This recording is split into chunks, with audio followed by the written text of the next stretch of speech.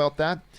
But I have been told in the past 2 months that conversations with Joss Whedon regarding Fantastic Four have occurred. This is your boy, Fat Man DD1. Thank you for joining the channel again. The subscribers are going up, so awesome people subscribing. I just have to say thank you for checking out the channel. Even if you don't have to, but you do, you watch all the way to the end, and I appreciate that. And you like, you subscribe, and I'm guessing you're sharing. I have no idea, but thank you so much for that. Honestly, I do appreciate that. As much as my appreciation goes, let's get to 1,000 subs. That's my maximum goal for this channel, and then the future will hold many more things. Let's get it. So we're gonna talk about John Krasinski, and you already know the title. So let's just play this. You know what I'm saying? I don't got time for no extra bullshit. Let's just play this. John Krasinski in the house. If you don't know him, watch The Office. The Office is a plateau of his story as Jim Halpert. Yeah, I'm about to say Halpert. But Halpert. And finally, there's this four-paneler, which I have to appreciate, as it'll be the closest I ever get to playing a comic book hero. That nod, if you watch The Office, is his famous nod. He always looks at the camera as... like, he always does that. In all sincerity, it is an absolute joy to see you all having as much fun with this show as we are. I really do care about this man. And I want to go to John Campia, who does talk about something very interesting. And if you don't know who John Campia is, okay, he used to be on this YouTube series called AMC Movie Talk. It's when AMC hired him, Dennis Yan, and a whole bunch of other awesome people to kind of sit and talk about movies and really break shit down. And RIP John Schnepp, that they break down comic book movies, all styles of movies, and actors, directors, and they just have fun with it. He's one of the main people I watch from AMC Movie Talk up until now, and he has his own YouTube channel, The John Campia Show. So shout out to John Campia. And our second main topic today gets submitted to us by Ashley M., who writes, John, you mentioned we could see Joss Whedon back in the MCU to direct. With rumors of John Krasinski as Mr. Fantastic and Peyton Reed doing Ant-Man 3, do you think Whedon might be the one to direct the Fantastic Four movie? Thanks for all your hard work. All right, thanks a lot for sending that in, Ashley. Josh Whedon returning, I have many questions about that. And they kind of get answered here, so let's keep watching. I'm sorry for pausing. And yeah, a lot of people very excited about Fantastic Four, like us, that we've been, speaking of Josh Trank, that we have been excited about time and time again for various reasons we have been disappointed. But we are very excited about this again. Yesterday we talked about how John Krasinski seemed to tease the audience a little bit. Everybody wants to see him and his incredible wife as Reed Richards and as Sue Storm. Everybody wants to see it, all that kind of stuff.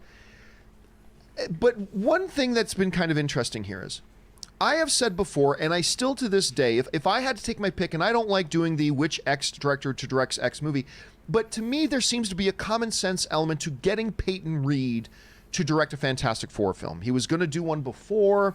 His sensibilities that he's shown with Ant-Man, I think, translate well. Not to mention, I think there's a slight chance they might even introduce Fantastic Four in Ant-Man. I don't know that. That's just me speculating as a fan. That being said, we've also talked a bunch about Joss Whedon in the last year or so, partially because, you know, after Ultron, which just kind of destroyed him. I mean, he was physically, mentally, emotionally just exhausted after all that. He walked away. I think there was some little bit of falling out between himself and Disney. Now, you got to remember too, Joss Whedon was Kevin Feige's guy. When Kevin Feige needed to have the first Avengers movie made, because I'll tell you right now, you may disagree with this and that's fine. If that Avengers movie doesn't knock it out of the park, we do not have the MCU today that we have. He has a point, straight up. If the first Avengers movie, 2012, came out and it bombed, the MCU would have been trash. The first Avengers movie came out and it bombed, trash. We would have all been locked. We niggas would have been tight. It would have been no Spider-Man. It would have been no Doctor Strange. All that Black Panther hype that people had, garbage. Straight up. straight up, without Josh Whedon, he really set the stage for the upcoming final sagas of the Marvel Cinematic Universe. The first Avengers coming together better than Justice League, and he directed that small portion. And John Campea does mention that, and I'll reiterate just that simple. Like, yeah, we had a good Iron Man movie, we had a really good Thor movie, we had a really good Captain America movie, but that thing of doing Avengers is something we had never seen before like that. And if that's not knocked out of the park, the MCU as we know it today would look very, very different. Yeah, that's a big point. Joss Whedon stepped in there and crushed it and made what I still believe is the greatest comic book movie of all time. The first ever bringing together of the Avengers, just like in the comics. It doesn't match the comics because Ant-Man and Wasp are not there. But I say for the Avengers Endgame, everyone is there. Ant-Man is there. Wasp is there. Hulk is there. Thor is there. Iron Man and Cap are there. So the main Avengers are there in the beginning. You know what I'm saying? And Doctor Strange alongside. But that first Avengers, Black Widow, the main first Avenger for the Marvel Cinematic Universe, the actual female first Avenger, I stick the claim she's the first, and Captain Marvel is not. So fight me on that. You won't, because you're pussy.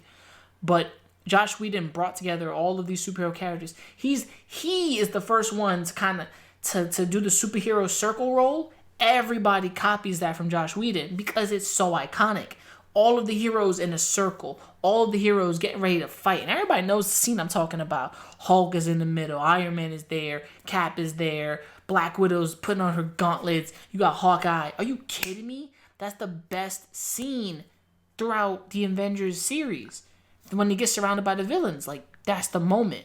Josh Whedon put these characters up together and brought them together. He's worked on Angel and Buffy, which spreads across countless cast of characters.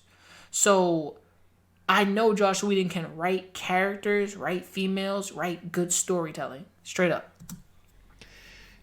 He was such a favorite of Kevin Feige.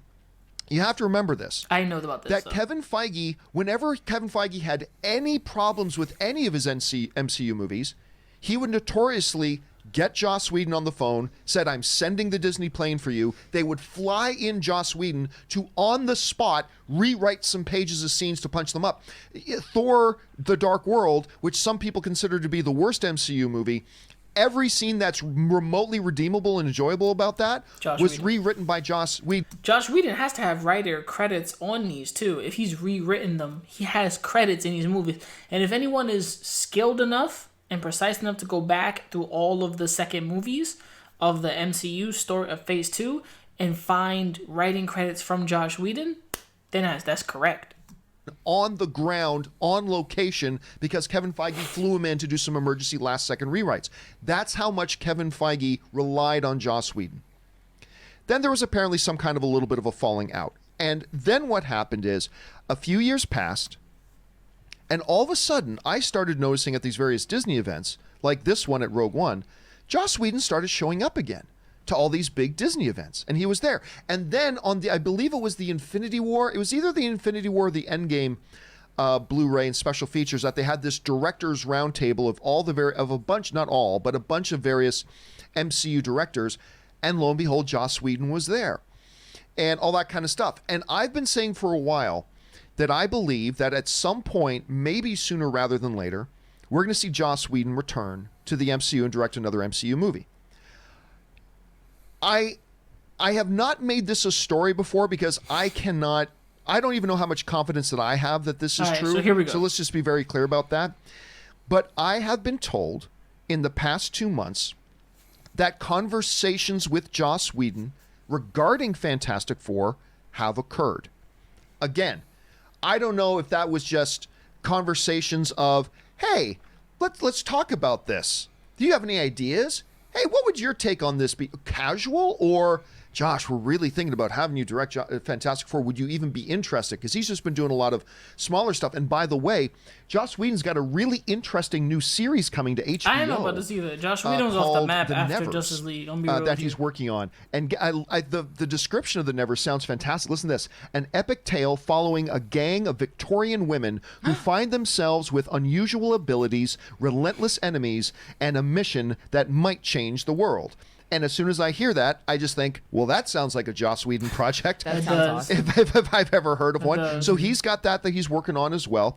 But I thought it would be interesting. Now, let me be clear here. If it was up to me, my first pick to direct Fantastic Four is still Peyton Reed. I just think Peyton Reed is an inspired choice to do it, but you can get anybody else, and maybe it will end up being Joss Whedon.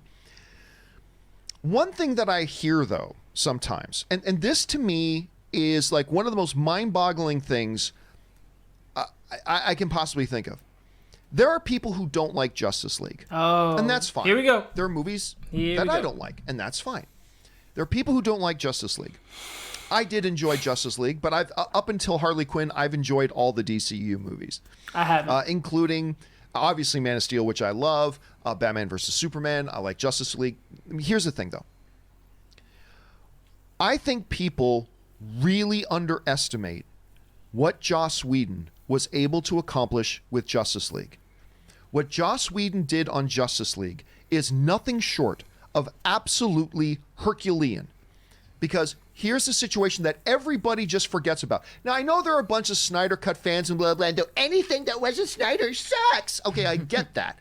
But, and it's okay if you don't like Justice League. That's perfectly fine. There's movies I don't like. There's movies you don't like. It's all good. But I think what people fail to realize is that the Justice League circumstance was so unusual. Understand this. The Warner Brothers executives decided that the Justice League movie that Zack Snyder was making was not the movie they wanted. Agree or disagree, good or bad, that's perfectly fine. But the fact of the matter was, the movie that Zack Snyder was making was not the movie that Warner Brothers wanted. And maybe they were right or wrong to feel that way. But it is what they standards, they ain't fucking with it. So they turn to Joss Whedon and go, hey, Joss, you know this movie that was practically done? That was like 80% done? Yeah, we want you to come in now. We want you to completely change it. You've got this amount of time to do it, and you have to make it fit in with everything else that we've already done, and you got no time. Go, go, go, go. Do you realize how ridiculously impossible that is? Do you understand, and can we wrap our heads around how unbelievably Titan-like it is to do that at all? True. And by the way, and we can agree or disagree and like... From a standpoint, he has a point. Justice League, and this is, like, there are some redeeming moments of Justice League. I'm not going to lie. Joss Whedon, like I said before, as a director, he's worked with multiple casts of characters on set. He's given the best dialogue. He's directed. He's written, like, Buffy and Angel, Firefly, Serenity. You're killing me. Dollhouse. Come on. The first Avengers to the second. Age of Ultron. Like, the dude has killed it.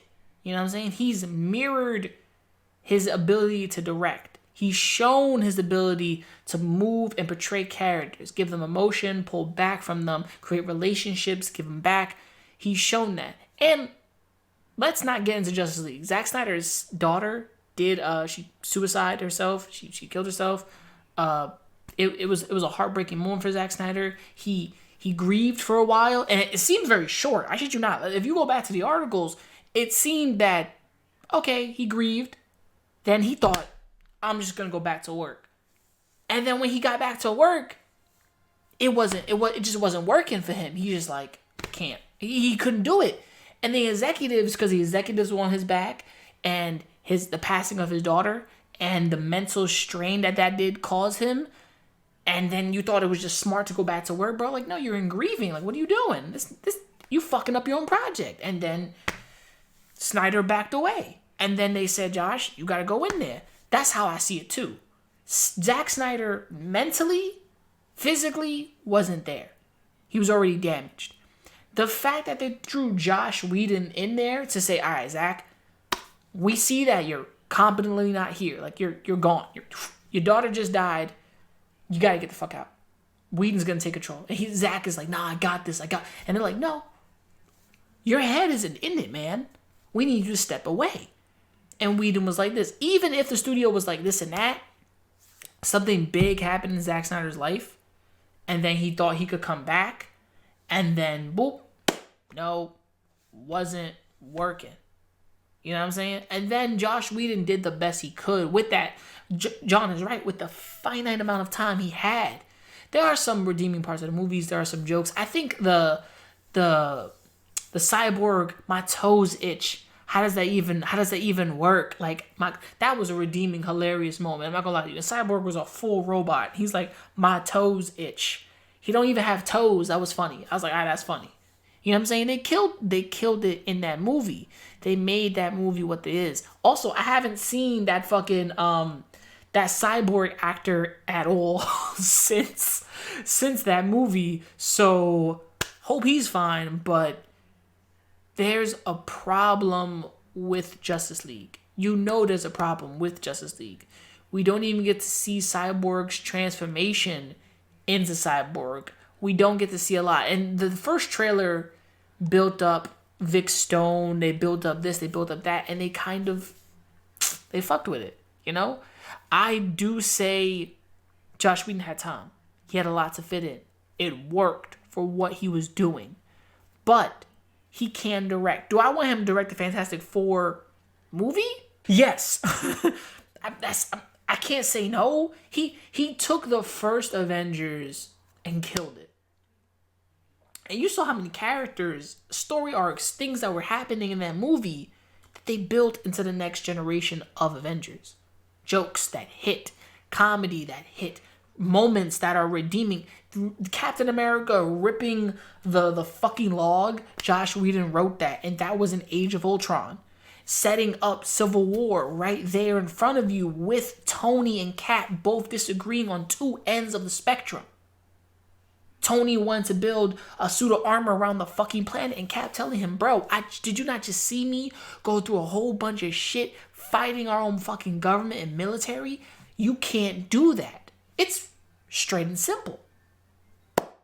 But Josh Whedon set that up. They set up the duality between these guys. Yeah, they're friends, they're confidants, they're Captain America is as much of a leader as Tony is, but Cap knows how to lead. He's been in wars. Tony and him fought together. Now that makes a family right there. And now you see that disagreement that Josh Whedon wrote that disagreement with them. You know what I'm saying? He wrote Hawkeye's family. He wrote the compassion of them. Hawkeye having more redeeming moments in Age of Ultron than anything else, putting him flat. Yeah, he killed Quicksilver, but they didn't really want Quicksilver. They didn't. Like, they saw how Fox did Quicksilver, and they were like, kill that nigga. It's how it is.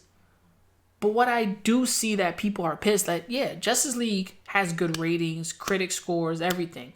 But it's not the best of the DC universe. I still say Man of Steel is the best. And an upcoming Batman movie would be better. Shit, the Joker movie that made a lot of money is better than Justice League. I'm just going to be real with you. But let's keep moving in and see what Campy has to say. But he ended up making a movie that was better audience rating than Batman vs. Superman was, and had better critic rating than Batman vs. Superman did. And it's a movie that has its issues, make no mistake about it. All I'm saying is, you take almost any other director in Hollywood and you drop them in a situation like that, that movie's going to become an unmitigated disaster. An unmitigated disaster. So what Ron Howard did with Solo and what Joss Whedon was able to do with that, it's okay if you didn't like Justice League. It's okay because, I mean, it's a movie. We all have different opinions. If you didn't like it, you didn't like it. That's fine. But even if you didn't like it, you have to nod your head and say, yeah, that was a near impossible set of circumstances, though, that Joss Whedon walked into, and he was asked to be a messiah of something, and he had to do the best he could with a limited scope of freedom and limited time to try to remake something from scratch that the studio suddenly wanted different. And there are people who inappropriately blame. Guess what? It wasn't Joss Whedon's fault that it didn't turn out to be the Zack Snyder cut. It was WB who didn't want the Zack Snyder cut. They didn't want it. And if it wasn't Joss Whedon, it was going to be another director. And I'm going to tell you what, it's a 99% chance, maybe 98% chance, that if it was any other director other than Joss Whedon, man, that movie would have turned out... Probably would have turned out worse than it was. I ain't gonna lie to you. I'm watching this video to dissect and see if I still want Joss Whedon as the director. If it's true, he's been in talks. Marvel, if Joss Whedon is up for the pinnacle of what everyone has been saying, yeah, he's in talks to direct Fantastic Four, and my man right here is gonna be in Fantastic Four. John Krasinski, I want to see John Krasinski. There's too much fan art of John Krasinski as Mr. Fantastic. There's too much of it. And if fans say it, I want to see it. I'm just going to be real with you. Fans said, yeah. Yeah. Just know that. This man, just imagine the grays going through the hair. Imagine him wearing the first prototype Mr. Fantastic suit, the 4 suit without the 4 on it. Yo, it'll be lit, boy. Or the Future Foundation. Ooh. As close as we get to this, his head nod is I may be in talks. I may be planning something. Y'all may see me out there. I want to see that. Him and his wife, Emily Blunt, yeah. She could dye her fucking hair blonde. I don't give a fuck. I want to see that shit. I want to see it.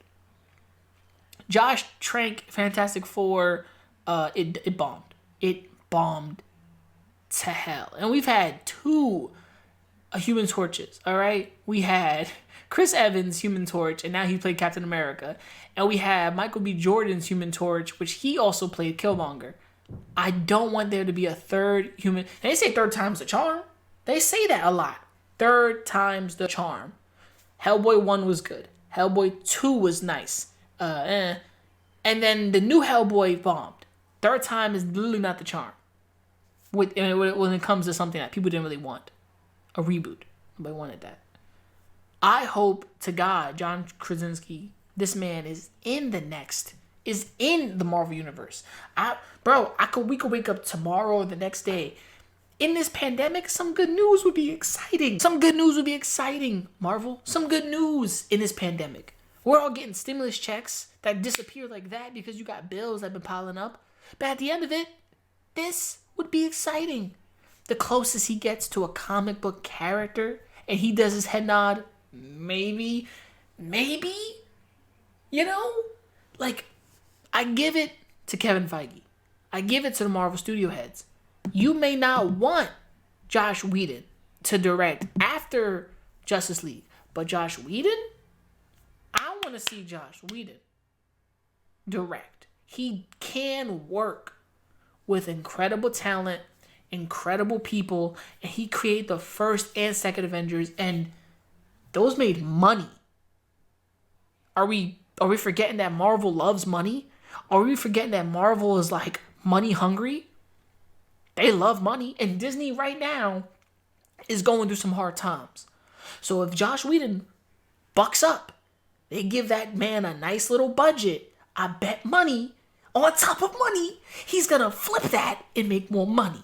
You think I'm lying? Not. The second Avengers movie made $2.5 million at the box office? Are you kidding me? Joss Whedon could do it. Even if John Krasinski here is co-directing, I want to see that. Because the man is good as Jack Ryan. He can be good at what he does. I want to see it. If you are down to see that, let me know in the comments below. Joss Whedon, for me, I feel after Justice League, I didn't know he was making a new TV show with Amazon called The Nevers. We could see how a TV show goes. Joss Whedon works on television and movies, so we could see how that goes. The transition. The man is a very capable director. He can direct he can do TV and he can do movies. He's not one of these directors that just does a movie and then that's it. No, he does TV. He's been on TVs and then he's transitioned into movies because he's so capable at directing. Justice League may have bombed for a lot of fans. They may have threw a lot at it. They may have covered up that. If they never cover up Henry Cavill's mustache, we would have been sold. And I believe that's the Disney. I mean, that's the Warner Brothers executives.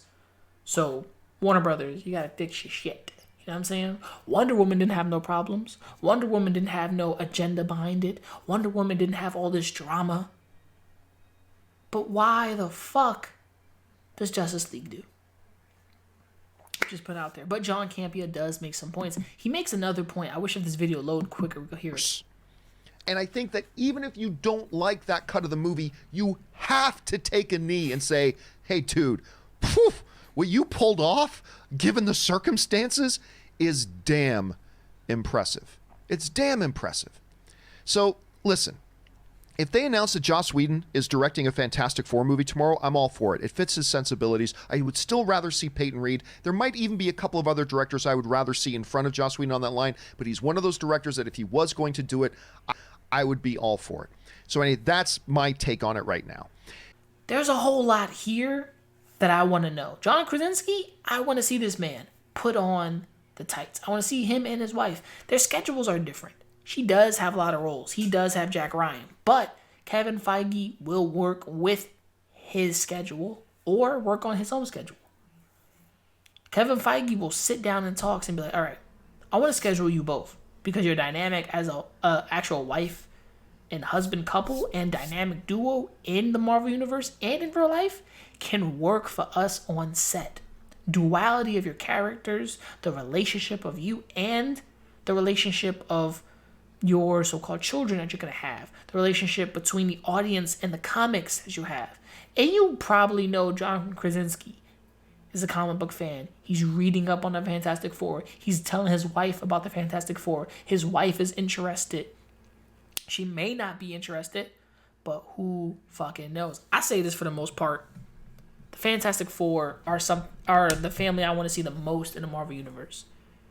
Right next to Hulk versus Wolverine, but hey, down the line. But this video has gone on for so much long. I'm sorry for that. But there's been a lot of speculation here. And I like to hear John Campea really talk about his thoughts on that. Because I never hear John Campea say that he has insiders or they've been talking with Josh Whedon for 2 months about this. But because the word in talks usually mean they've sat down, they've asked him some questions, and they've seen where his mind is at this, and they've given him a script. They've given him an idea, a template, a storyboard. They've given him something to go off of. And Josh Whedon being Josh Whedon, who has one project on Amazon, that's it. He might want to take on another job. Money's not a factor, but it's about the creativity of the director/artist.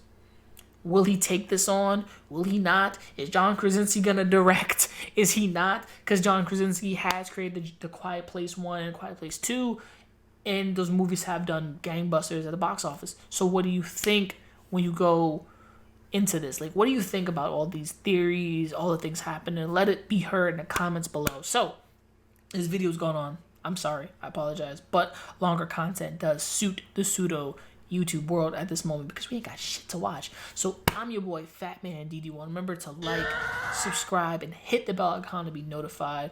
And in this strange time, remember to wash your hands, stay the fuck away from grandpa and grandma, and be healthy, be happy, and watch who you hang around, or stay the fuck home. I'm just gonna be real with you. Play some games, nigga. Play some games. So remember to never give up, never surrender, and keep on grinding in mad love. Peace. And I'm out. Just call for 4. Shit.